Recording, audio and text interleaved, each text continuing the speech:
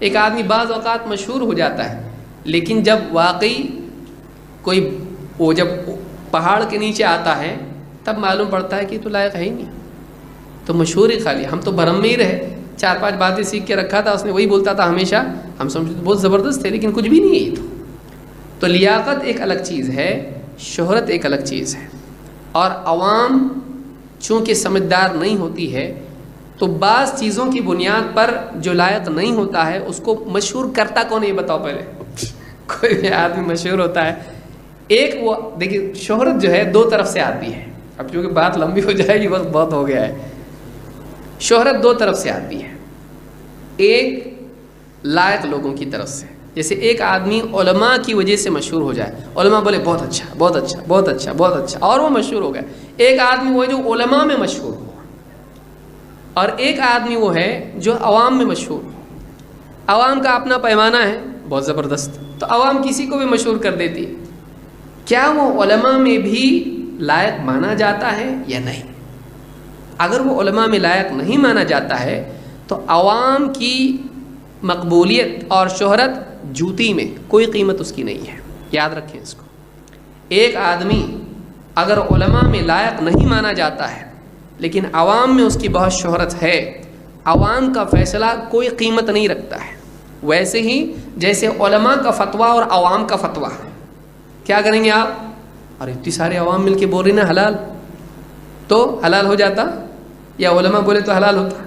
آپ سمجھیں کہ ایک فتویٰ علماء کا اور عوام بھی لکھ کے لے کے جائے، ہم نے سب سے سائن لیے بستی کے لوگوں سے کہ یہ چیز حلال ہے، تو کیا ان کے سب کے اتفاق سے وہ حلال ہو جاتا؟ ان کی کوئی قیمت ہی نہیں ہے ان کے اتفاق کی، تو عوام کی شہرت کوئی قیمت نہیں رکھتی ہے۔ ہاں علماء میں ایک انسان مقبول ہو یہ اس بات کی دلیل ہے کہ واقعی وہ لائق ہے، کیوں؟ اس لیے کہ لائق ہونے کا ججمنٹ علماء دے سکتے ہیں۔ قاضی کون بنے گا؟ پبلک، یا پھر وہ جس کے پاس قرآن و سنت کا علم ہے؟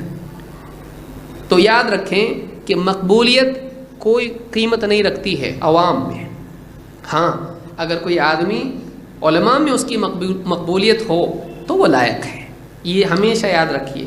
اس لیے بعض لوگ بولتے ہیں ساری دنیا بھر کے لوگ اس کو مانتے ہیں، ٹھیک ہے ان علماء کے نام بتاؤ جو اس کو مانتے ہیں، وہاں آدمی ہوتا علماء تو نہیں ہے کوئی بھی، تو وہ لائق ہے، اس کی دلیل کیا ہے؟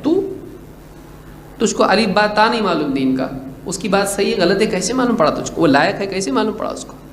وہ تو شعر بھی پڑھ کے سنا دے تو قرآن کی آیت سمجھتا، اتنا سلیقہ تیرے پاس نہیں ہے، عربی گانا گانے لگے اگر وہ قرآن کے انداز میں تو اس کے اوپر اللہ اکبر کر دے گا فوراً۔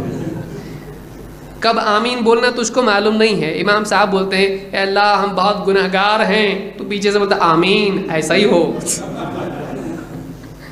پبلک کو آمین بولنا معلوم نہیں ہے آج، سوچئے یہ پبلک بتائے گی کون لائق ہے؟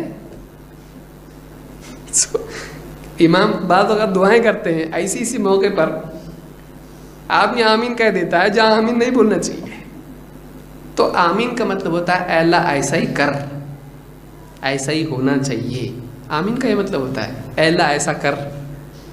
اب یہ امام صاحب کیا بول رہے ہیں؟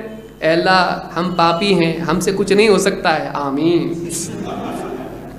کسی بھی حد پہ بھی آمین بولتا ہے، یہ آدمی فیصلہ کرے گا کون صحیح ہے کون غلط ہے، اس کی پسند دیکھی جائے گی نہیں، ہاں ان کی پسند دیکھی جائے گی، ان کا فیصلہ دیکھا جائے گا، جو تقویٰ والے ہیں، جو قرآن و سنت کا گہرا علم رکھتے ہیں، ان کا فیصلہ کسی کے بارے میں مانا جائے گا۔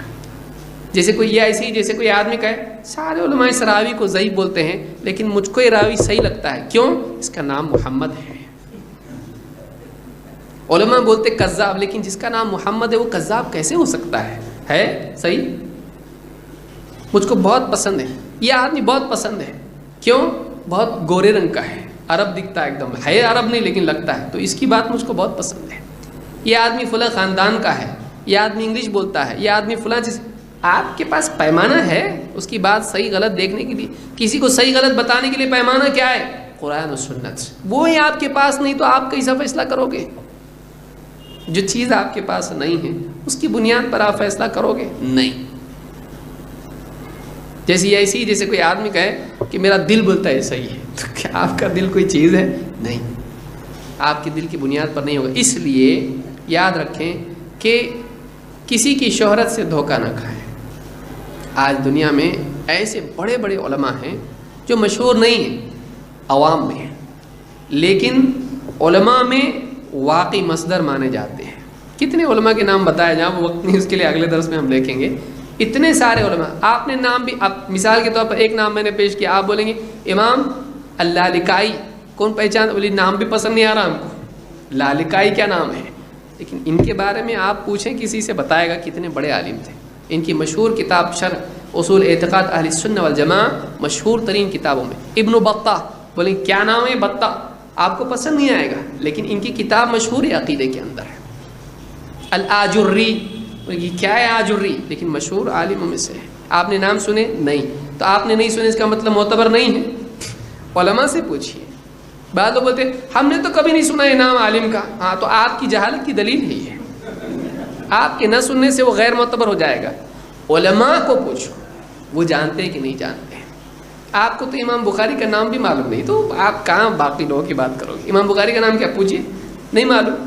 ان کا نام محمد ابن اسماعیل ہے. بخاری بخارا کی طرف سے نسبت ہے ان کی. اور امام مسلم کا نام سوچے کہ جیسے بخاری علاقے کا نام ویسے مسلم بھی ہوگا. مسلم خود ان کا نام ہے، مسلم ابن الحجاج، مسلم نام ہے ان کا. تو ایسا ہم کو کیا معلوم ہے بھائی؟ ہم کو نہیں معلوم. اس لیے یاد رکھیں کہ اہل بدعت سے علم حاصل نہیں کیا جاتا ہے، معتبر سے علم لیا جائے گا. انشاءاللہ مزید اس بارے میں کچھ باتیں اگلے درس میں ہم دیکھیں گے. اقول ھذا واستغفر اللہ لی ولکم.